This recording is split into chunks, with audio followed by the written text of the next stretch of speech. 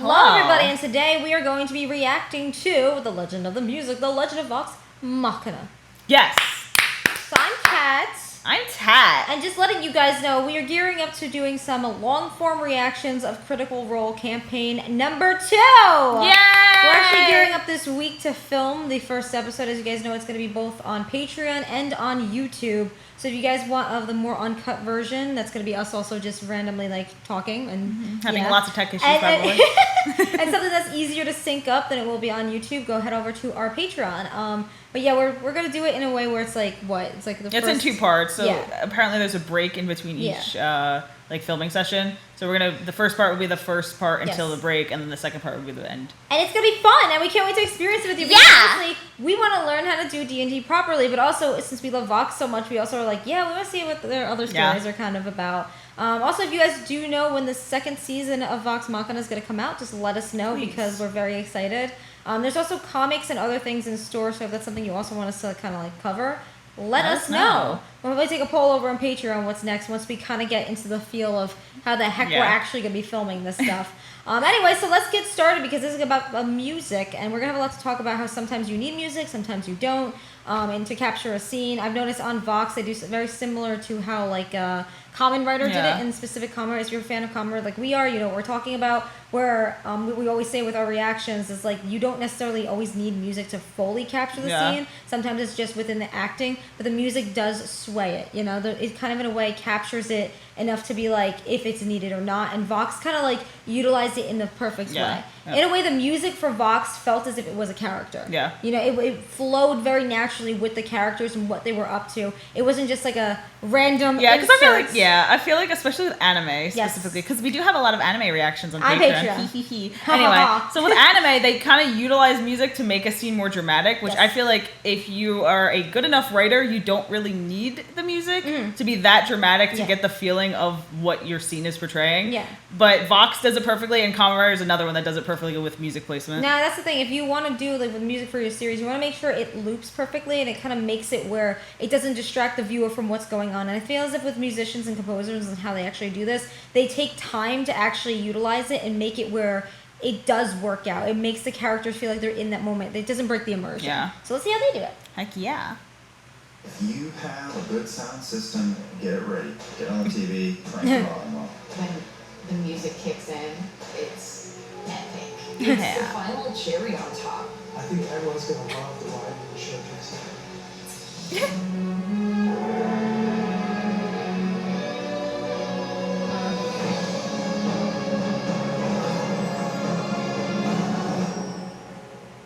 Just like seeing a lot of the art from the design teams and the background artists and the animators hearing characters, hearing intense moments of our story and giving its original score.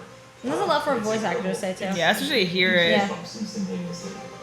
You know, it's funny, I didn't really think that I was that familiar with Neil Creed's music before he signed on to the project, but it turns out I really was. You've heard Neil's music if you've ever played any of the games that he is so well known for. I worked for many years on the Stargate franchise, and then at some point got an opportunity to write music for video games. Nice. And that meant World of Warcraft. Nice. StarCraft 2, and Diablo 3, and Overwatch a bunch of okay. People who are good at their jobs, of course, but it's even more spectacular. like you said. Can work with someone whose enthusiasm for your project makes it not your project anymore, it's our project. They could be related. Yeah, it's the hair. They could be related. It's the hair. Together. When I first heard about the Kickstarter, I knew right away I had to be involved in some way. It's the kind of project my entire career has been preparing for. Oh, good. I realized I can talk all I want about this, but the only way to really convey my enthusiasm is to do it through music. Oh, yes. Oh my god. Unbeknownst to us, Neil, on his own, scored a variation of what he called sort of the Critical Role theme, bringing in elements from previous versions, but also just building the size of the sound to show what could be possible. Oh my god, yes. Wow. Recorded it, sent it to Sam, and said, "This is just my way of saying thank you for considering me." Oh my god! That sounds so good. There's something about seeing it. Yes. Kitchen with a glass of water and listen to it about 37 times. It was one of the first moments where we really realized what could be possible with how we deliver this show. Neil knows our show. He knew the characters. He knew what the world was like. He knew what the different areas of Exandria were. Wow. And he was already talking about different themes for different locations. See, this is with how with music. Like, oh my god. You want to tell a story with music. Yeah, oh, absolutely. It's also grounded and modern, which is exactly what we need. Yeah. Because Legend of Vox Machina is not a period piece. It is not historical. It is a modern fantasy. That sounds so good. Matt's vision for a world that this character around is so sweeping and gorgeous, and Neil's music meets that. I like how Neil was like, I'm just gonna get an orchestra. Yeah. All kinds of different Like- genres, electronic music and classical music. He creates these really unique sounds. We're really lucky to have him on the scene. Oh, that sounds so good. Wow. Instead of adapting the RPG, I'm adapting the cinematic influences that they had when they created these moments. I get in front of the keyboard and I start playing along, and it's kind of become this intuitive thing. See, where he's so it's kind of puzzling. passionate. The acting and the pacing of the scene are clues He wants it that to will help fit. get you halfway there. Those are But the then type of people you Yes. want to work with. threads Yep. that will tie the entire season together. I write all my music on keyboard, and that means using computers to trigger sounds. So if I play a note on the keyboard, I'll hear a violin sound or a French horn sound or a drum sound, and that allows me to create a mock-up of the Oh, music wow. as it's going to be recorded by the orchestra before we even get musicians. Oh wow. Oh, okay, she. Oh my god. Yes. Tina Globe, Paul Cartwright is playing fiddle, Kristen Nigus playing woodwind. Oh, I like how Oh. they're saying all their Yeah. names too. The Budapest Scoring Orchestra. Wow. Hungary. And for the main title, I brought in bagpipe player Eric Ridgely. who played on Nice. Titanic in Great Oh Oh, wow. wow, nice. The one thing I knew starting out is that the Orchard and Roll theme had to be a presence in the score. Okay, they're singing. Both as a fan of it myself, and I knew it's something that the fans would want to hear. Your Turn to Roll is really the song that we had built most of the second campaign around. But there are elements of it now that are just associated with Critical Role as a brand. So we wanted to implement that, if we could, in a smart way that would make fans of the show smile. He's taken some elements of the Critical Role theme song and shifted and adapted and rearranged it so that it fits into the world of the Legend of Vox Machina. In moments of action, humor, sadness, Neil will brilliantly weave these notes from that song in. If you are a music nerd, you're going to catch a lot of wonderful little nods. It's there as much as I can get it in. I've tried to do my best to build upon that and take it into new adventures. He's brilliant. This isn't just your mom and dad's fantasy series. It's not all one musical genre. Yeah, exactly. Yeah. Oh We're god. bringing in a much wider breadth of musical influences that makes Yeah, it see, and they're bringing so much way more talent interesting in my mind than and opening just it for them. one genre. The characters of Vox Machina have such clearly defined personalities, and I've tried to find ways to connect musically with those. To me, Grog is heavy metal. Pike and Keyleth, I've approached both with a similar kind of flute and choir. Nice. Percy, a little bit of a classical Yes. operatic. Vax and Vex have this gracefulness to them, so I've been handling out with strings playing Nice. these kind of classical waltz. I remember when I first started working on the show, I was trying to find the voice and kind of define some parameters. And then at one point, Sam asked me to write a heavy metal piece, and it turns into a heavy metal guitar. Yes. And I'm like, all the rules are out there. It really opened up the musical Pandora's box. Oh, of course he did. Songs that Sam and Peter wrote. Scanlan's music serves all kinds of different purposes. In a practical sense, his singing and music activates his magical powers. But the main point of the Scanlan songs, for me anyway, is just to make people laugh. It was important to us in the beginning that the Legend of Vox Machina have the balance between emotional moments and comedic moments. It was just sweeping music. That's what's, even with the music, that's important with the balance. We're a bunch of dumb fucks. So oh my god. I agree. Reality. That's a comparison I've never made before. He's funny. Oh my god. Spoof top 40 hits for the radio, but for the series. Oh my god. Scanlan's music, completely original. And so me, along with my brother-in-law, Peter Hubkey, composed a brand new set of Scanlan originals. There's a lot of Scanlan originals. Yes. I want to hear all of them. Does he have a CD? My god. Oh my god, yeah. The dynamic between Sam and Peter is amazing. Oh. Nothing short of spectacular. They're short little songs that are just really Oh my god. We keep laughing because not only is it hilarious, but it makes sense and it fits and it elevates the narrative. That's so cool. It will make you laugh. They're also a jam. They have no right to be so good. They want them to be stupid because of Scanlan. You have to be So stupid. catchy. Every time a new one gets shared, my heart, like Grinch, throws to a sons. It's liberating to be able to work on a show where it exists in this fantasy world. It leads you down a lot of paths that you might not have ordinarily. The songs of Scanlan Short Haul definitely bring to life facets He of that. needs like a Christmas album. Oh my god, please. Classic fantasy and modern slapdickery. I have no other way to really explain it. Through the course of Sam and I writing these wild songs, I've gotten a lot of insights into your dirty. Oh my god.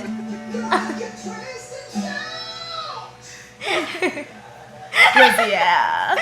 I knew they were going to be extra, but they've gone super extra. They're super They've gone extra. too far. Reasons why this is going to be a very adult cartoon. Yeah. We touched on a lot of different musical styles and genres. Everything from a little bit of a hip hop. You know, it's funny because working with like a brother-in-law.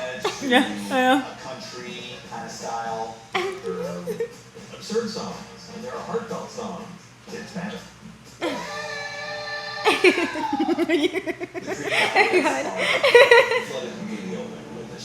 In my career, I've had the chance to work on a lot of very beloved franchises, so I understand what it means to take the story and to try to deliver There you go. the There it best is. I can to help bring it to the fans, to bring it to a new audience, and I just want to make this the best it can be. Folks, we've done a lot of blood, sweat, and tears into the last couple years of music that we've generated for this show. My hope is that it brings the world that you guys know so well to another level. To get to contribute to this, to be a part of this story. See, everyone's always like so humble. Yeah. I hope that And they all love the everyone project. enjoys the show as much as Oh my gosh, she. Uh-huh. Oh my god, that was good. See, this is the thing. Everyone that they've been working with has always been like, oh, I hope the fans like it. Oh, I hope everyone likes this. Because you know why? It's because that's the humbleness of it. We always talk about this, but everyone, and if you think about it, everyone who's worked on it has been so passionate. Yeah, and somehow connected to it Yeah. in their past. I know, yeah. and it's like amazing because that's like how fate plays out, where it's like one way or another, like someone you may work with like once may come into your life again, and you're just like, oh hey, just like what we talk about with one of the artists and everything. Yeah. It's amazing just to see that the behind the scenes changes everything. Because again, when it comes to seeing from perspective of like on a movie, you'll see behind the scenes, but it's all like scripted type stuff. Yeah. This is like they'll give random notes. They'll say like, yeah, this, that, and it's like them saying it. It's not scripted. It's just them giving their review on what they think these people are going to be when they work on it. But something I appreciate he did say at the end was, I want to take the music and make like the story. That is so important. Like I am not a musician at all. I am tone deaf. It's okay. And the thing is, the only thing I can play is hot cross buns on the recorder. You can do it on the piano. I will one day do it. You've done it on the piano before.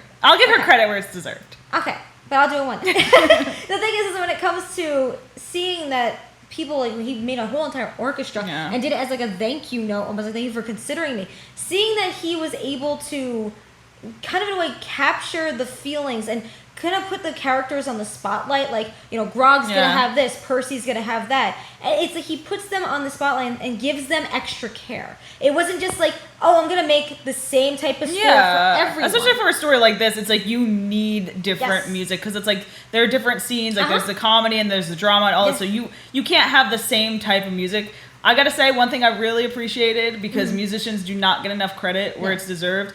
Music is very hard to break into, and the only real musicians that are looked at are singers. You never see musicians getting credit when they are playing an instrument. And I really, really appreciated seeing that they gave the credit to those few musicians that are playing, besides like the composers or whatever. But I'm so glad that they did that, because it is so hard to break into the industry when you're not a singer. That's the thing too. It's like you'll see even like how people talk about even like with like musicals, like, with the orchestra and everything. You know, if you have like somebody be an actor and the singer and this and that, like they get the credit. But you're right. It's like you never really. You never. It's like kind of in like the orchestra. Yeah. You don't get to hear like this person's doing that. So that was really kind of him, because he knows. Exactly. You know, it's like when you come from a field, no matter what field you're in, you're gonna be like, oh, I want to give credit to people as much as possible, because you know how hard that field is. Yeah. Like if you guys are a musician or anything, we'd love to hear your stuff, because honestly, we're when we're projects we're working on, we would love to be in touch. But but the thing is like when it comes to how they were doing this, like even with Matt, like how he was like so in awe with this. This is like coming from his mind and everyone else's mind. You want to like, as if you don't know music and you don't know, like some of them didn't even know with music, like they want to put it in somebody's hands that can care about it and not be afraid that they're just gonna make one type of score and that's it. Yeah. You know, and it's like a lot of music. I will always say this. Okay, and it's amazing to see how much music has changed. And again, I know nothing about music, so that's why it's amazing to me. Look at films from like the 80s and 90s. Look at films like Star Wars and look at the score. Look how beautiful that score was. It was absolutely amazing. It captures every scene, like everything flows naturally. And the beauty of that is that music told a story. Music always told a story. And there's some music now in films that don't do that. And it's like sometimes they overuse it. Like, I don't know what film we were watching, but it was like the music was so loud. It was, I don't even know if it was, I'm trying to think it was a reaction. I don't remember. Probably. But like, because that's the only time we watch that stuff. But like, it was so loud. It was so like distracting. And it wasn't telling like a story. This with Vox is kind of going back to how like Star Wars and everything else was. It tells a story. It captures you in that moment. Yeah, I think a lot of times, because I know a lot of musicians who are like in the actual field. A lot of times what happens is like once you start getting gigs, it becomes a chore. Yes. So a lot of times you'll hear music in some films and anime and shows, and you're just like, okay, like. It's just mediocre or it's just background music. It's nothing like that you're gonna remember. Like you were saying, you remember the score of Star Wars. There's a reason. Exactly. And it's like now I feel like a lot of times once people start working, it becomes a chore. But you could see all of these musicians, even the orchestra, everything. They all have that passion. Still. Yeah. All of them, the way they play. Like there's something, because I love classical music. Huge classical music nerd. There's something about actually seeing it and hearing it at the same time. It's like, it's literally beautiful because you could literally see everyone's passion. Yeah. It's like the way they move is if they become the instrument, they flow with it. Like when we went to your friend's like, concert that one time, like she was like flowing with her instrument. And it's like, it's amazing to kind of in a way see people do that, because you have some people that are just like, I want to be a musician just because I want to be famous or this and that. I want to be the next like singer or whatever. I don't care. But then there's other people that are like, I become my music. My music is me. You could tell with him. Yeah. He was his music. He was, and that is his life. And you could tell because look how he just goes into it. He took, and you can see how he's moving on the computer. Yeah. He was very, very specific. Because with music, you have to be. Like, because I'm a musician, so I understand how, like notes and everything works. You have to be very careful, because it is its own language. It's not something that you could just sit in front of a piano or sit in a guitar and just know what you're doing. Some people, some people it happens to. I'm not going to lie, that does happen. But it's literally like a science at this point. Yeah. You have to learn the language, and you have to put it, and then it also has the creativity part where it's like, you can learn the music and like it'll be like just like everyone else, but once you put your own creative touch to it, it becomes something else, just like how his music here was. Now, it's like the importance is the story. Like going back to that. It's exactly. Like I for one just like you can easily get out of an immersion. Like when we do reactions, we try to, if you're new and you want to join a Patreon, you'll see what we do now. We sometimes skip over intros, okay? And a lot of times with the intros, we'll say like, people say, why do you skip it? It's because it really breaks that immersion. Like if there's a really long intro, or the first time we'll watch the intro. We'll watch the intro. But if there's a really long before the intro, we'll like either skip the intro by like pressing like Crunchyroll's buttons or something. But if it works. But the thing is like, why we do that is because we want to minus that, so then we just go into the show and we do it in a more of an immersive way where it's like we try to like put ourselves in the mind of the characters and, you know, go into their reality as we're in ours. And it's like what we did with Vox is the same thing. And when we were watching Vox, it went so fast. I'm not gonna lie, it went so fast compared to a lot of like other reactions we do. And the reason, even though it's around like a longer than like 24, 25 minutes, well, there's that. But it went so fast because we got immersed, and then the second then you see the end screen, it's like you clap out of it. And they really place the music perfectly in the show. That's the thing, because a lot of like character. Yeah, because you were talking about how like it breaks immersion. Because like sometimes when you're watching a show and it has an intro, you'll have like a scene and the music will be cut, but then in the next scene after the intro, it'll be like continuing off the music, and you're like, wait, what's happening? Yeah, that's definitely that's the thing. Like again, that's why with Star Wars, like look at Star Wars, even Clone Wars. Like we started Clone Wars reactions and everything too. Like with Clone Wars, it does a very similar thing where it's like just like the movies. Does Clone Wars have an intro? I can't remember. No. Okay. It has the narrator. Yeah. But like it has this like some reason, some like orchestras, like what they do for shows, or even just like composers, what they do for these shows, like they make, like I keep saying this, it's the best way I can describe it. They make the music a character, as if it's speaking to you. It's as if it's like crying at parts that our characters are sad, or screaming at parts the characters are running. It's like this character comes out and tries to capture you in that moment, because then you will think in your life, I want a theme song. Yeah. You know? It's like walk around with your like your phone and put Spotify on, and what would your theme song be? You know? Yeah. And that's kind of like what they try to do here is they make this original pieces to kind of, I love when it's like if a character's very graceful and they jump and it's like, like he was saying about like the flutes. It's like the flutes go, the you know, violins, everything else. It's like it goes, it flows with the character. So if a character jumps, there's usually that high pitch Disney sound. does it a lot. Disney does it a lot. I have a lot to say about Disney, but like Disney, I'll give them that. Like that's a lot of older films of Disney really capture, like Pixar. Like with Pixar, all their music, if you think about it, has a very similar sound to it. Yeah. But like with Disney does it perfect with the score. But like Disney is like characters jump, they jump. Characters are like duh, duh, duh. It's like it becomes like it's like a sound effect. It's a character. Yeah, and the sound effects are nothing. I don't know if they cover sound effects, but like that is an art.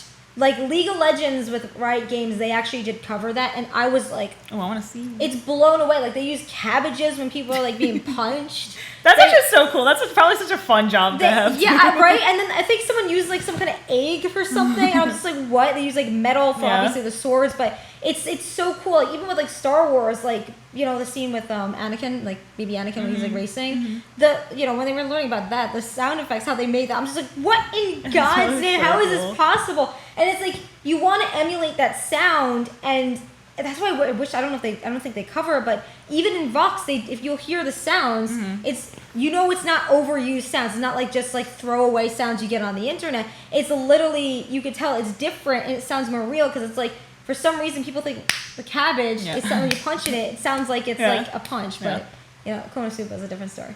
We don't talk about Konosuba. But alright, my friends, so we hope you have an amazing day. You stay weird, you stay wonderful, you stay awesome. Until next video, just praying off in my van person every single day. Bye.